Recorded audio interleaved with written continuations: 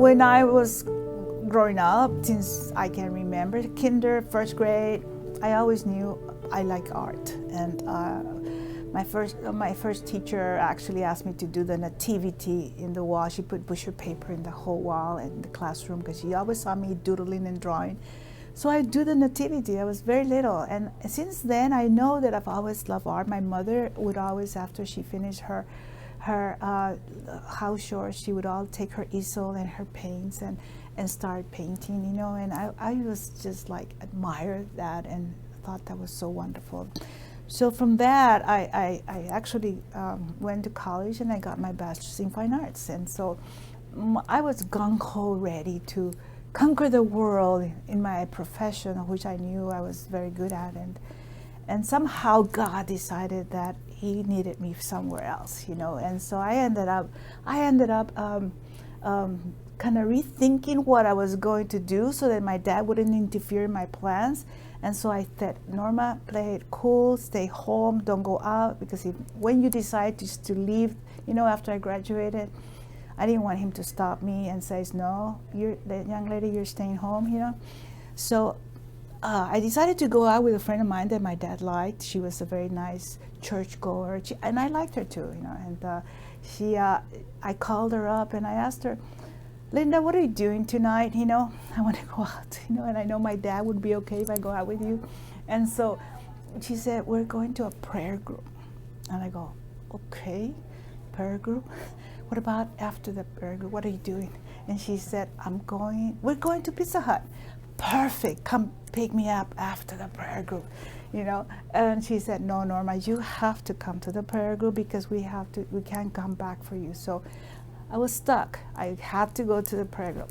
And sure enough, there, God was able to change the course of my life 180 degrees.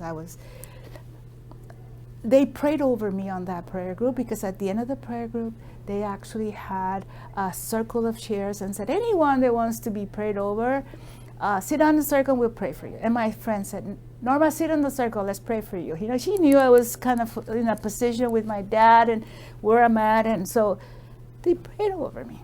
Well, something happened after they prayed on me, because after that, I just wanted to know God more. You know, I went back to the prayer group and I met some nuns there that invited me to a retreat, vocational retreat. I didn't know what that really was. And so say, why not? My dad won't object because it has to do with God, you know. So I went, and I honestly had this desire to know more about God. And so they asked me, do you think God is calling you to religious life, you know?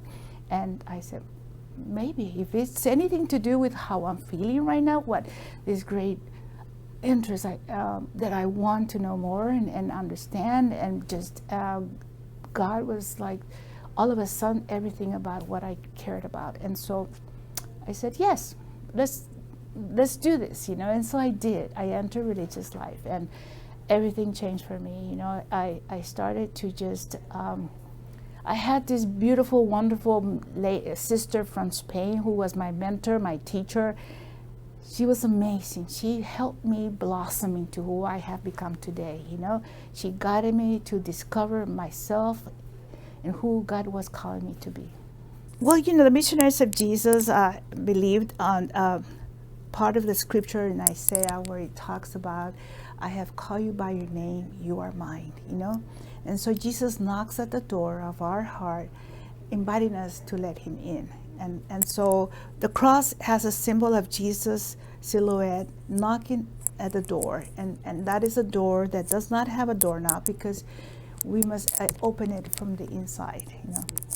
When I entered religious life, the sisters were already receiving families that Border Patrol would, at the time, back in the 80s, didn't really have a detention facility for a family, a mother and a child.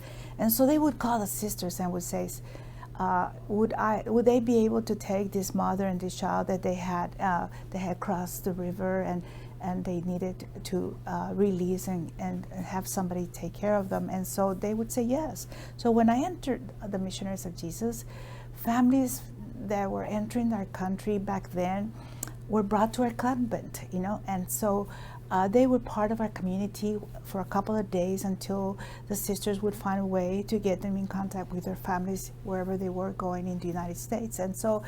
And very soon after that, the bishop at the time, Bishop John Fitzpatrick, he actually had a shelter, a home for families that were journeying from Salvador and from Guatemala and all those places in Central America.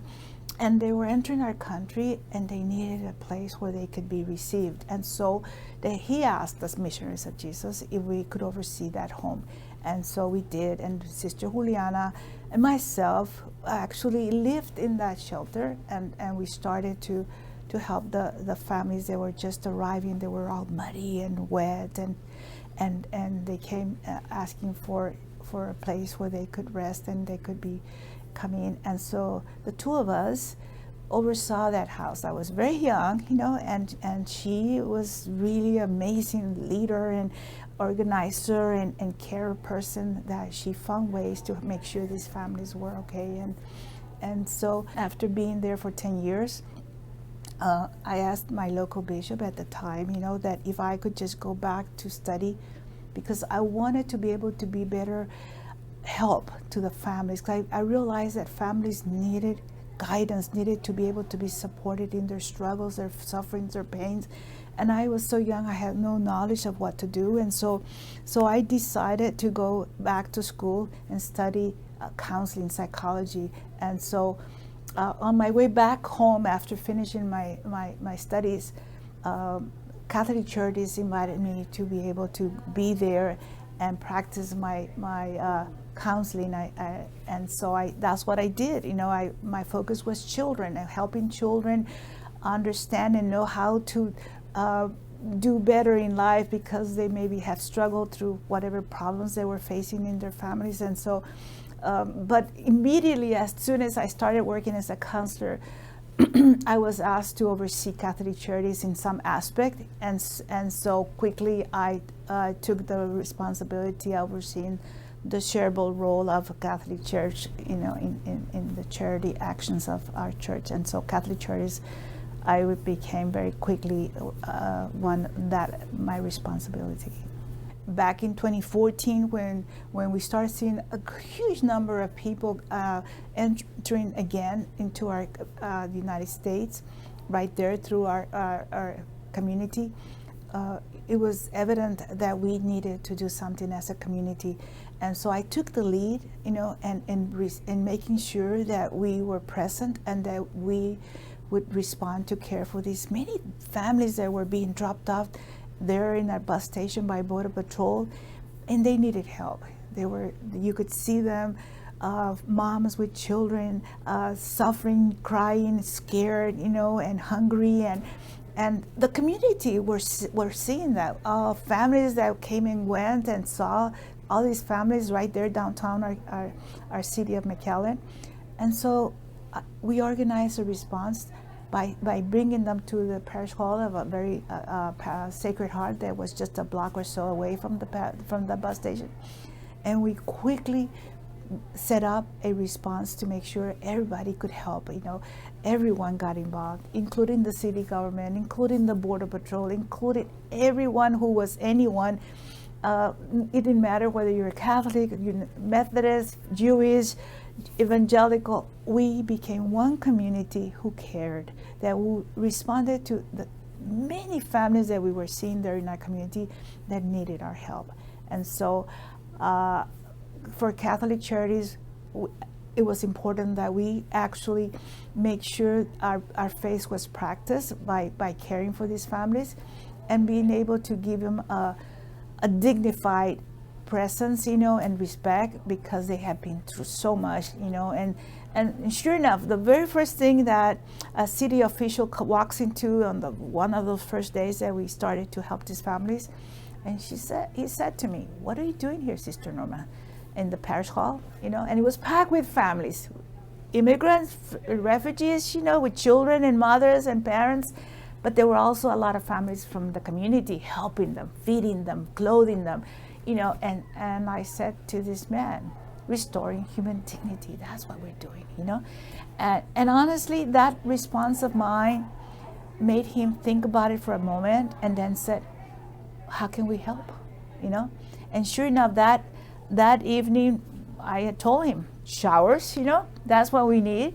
And so that evening we had a mobile unit of 8 showers. The next day the mayor said, anything sister needs, you make sure you give her, you know. And so that opened the door for all of us to work together and to care for the thousands of immigrants that came after that, you know. All of them matter. All of them bring a story, a very important story of their life. One of the very first moms that I saw one evening when we started to receive these families at the Parish Hall of Sacred Heart was this very young mom. She was from Honduras. She was very petite, you know, and she was very pregnant, you know. She was huge, you know. And I said to her, when are you due? And she says, yeah, you know, like right now. Is it like right now, you know? And she said, why would you come like that? You know, aren't you scared in those conditions? She had a little girl, like a 3-year-old girl, beautiful little child. And she said, I came because of her. And then she showed me her hand. Her hand was completely disfigured, you know? She said, one day, these guys coming to our house, and they had this big, like, machete, you know, and they just struck like that to my child, and I put my hand to save her. And they cut it into pieces. And I did not have the means of going to a doctor or getting it healed in any way, so it healed as it could, all disfigured. But it's because of her that I'm here. I wanted to make sure that she would grow up safe. That story I never forgot, and like many others after that. But you know, that marked for me the beginning of why it was important to be there for them. When we talk about social justice, our Catholic social teachings, they speak directly to who we are as people of faith, you know. And our church teaches us to understand that our faith, the way we practice our faith, the way that we can define who we are as people of faith, living out what we believe what God is calling us to be, it has to be within the understanding of the fact that we were created in the image and likeness of God. By being created in the image and likeness of God, it is automatic for us to care for the other, because it is how we can reflect that image of God in our brothers and sisters, especially those who are suffering, who are hurting, you know. It is then that we can definitely show that image of likeness of God, of who God is within me, to our brothers who need care and attention, who need kindness, who need the presence of God, to let them know that they're loved by God and that we care about them, you know. When we don't do that, it's some kind of disconnect right there, you know, with who God is to us, you know, that does not move me forward to love my brothers and sisters, especially the most vulnerable, especially those who are suffering. And so when we think of the immigrants, they find themselves in the most difficult place in life, where they need for us to reach out our hands to show them that they matter, that life matters, that our presence of God is present in them, you know. And so I think that we must allow ourselves to experience the presence of God in us, a presence of God that explodes with love for our brothers and sisters. And if he doesn't do that, I think we're missing that connection that we must have with God, because that's what God pulls out of us. Most definitely. We must stay connected to God if we are to respond to how God wants us to respond. I think that it is very important. It is very important that we not lose sight of God's presence in what we think must be our response. Because I think that we can easily let ourselves be misguided by our emotions, our fears, our anger, of what we may agree or disagree with.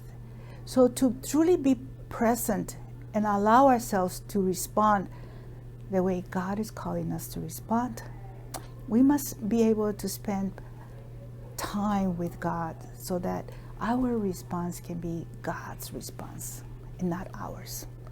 So that we don't let ourselves be guided by actions that are of anger, actions that bring out hurt and pain, but rather kindness and understanding, so that we can really reach out to that other person that may have a complete different understanding from how I see God, and invite that person to experience the same love that you're experiencing, so that they too can love the way you know God is calling us to love. It starts with each one of us individually in our day-to-day, when we start in the morning and we start making time to be present with God, and carry on the rest of the day, making sure that every person that you encounter, your response is the right one that God is asking you to respond to, And if we get overwhelmed with what others are doing or not doing, we might get discouraged, or we might get overwhelmed with those feelings of everything looks terrible, it's so bad, and we might end up not doing anything because of that. We put our energy and our focus on something else other than what I can do right now, right here, with this person I have before me. My hopes is that we can encourage all others to bring out the best in everybody by showing how we can live out God's presence in ourselves and with others. The more of all of us do it, the more we can transform this world and make a big impact and change everybody to truly live out what God is calling us to do. Humility, I believe, comes from being true to yourself.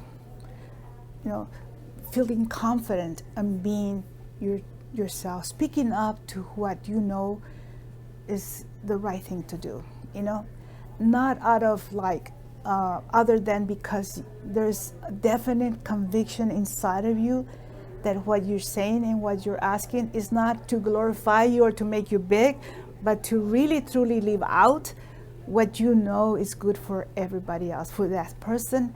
And so people listen,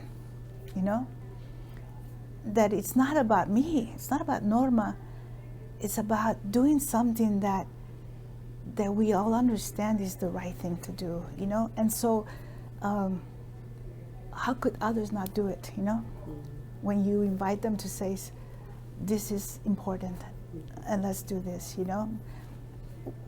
I think it's God's response in all of us, And so when we let God be God in us, things move forward so beautifully, I would like for our youth today to believe in themselves, to know that God within is wanting to express himself through them to others, to believe in themselves so that they can do a lot of good, to have the courage to speak up and be who they are called to be by God, and to do it, to not be afraid, to have the courage to say, to speak, to share the love, to share the goodness of God within them to everybody they can, because it is important what they do, and they can do a lot of good. And so we need them. We need you to say and do what God is urgently asking you to do. Don't hold back. Believe in yourself, believe in the God within you, and do it. Oh, but definitely, I think that the more we can come together as communities like yourselves that believe in doing what you're doing and working together to build a powerhouse of goodness to help others that need you, to bring social justice. It's a wonderful model to other communities to do the same. We need to show others how to live out their faith, how to come together as community, how to share the gifts that God has given you for the good of our world that needs us tremendously today more than ever. It is urgent. This is not something that we can wait and think about too much. We have to start doing something today, now, you know. If people are hurting, if people are suffering, if people need us, it is now that we must do something. You know, it's urgent, you know, and we must do it. You know, it's not a question about when, it's a matter of question about now, you know. The urgency to do something is today, so don't wait. If there's something good you can do it now.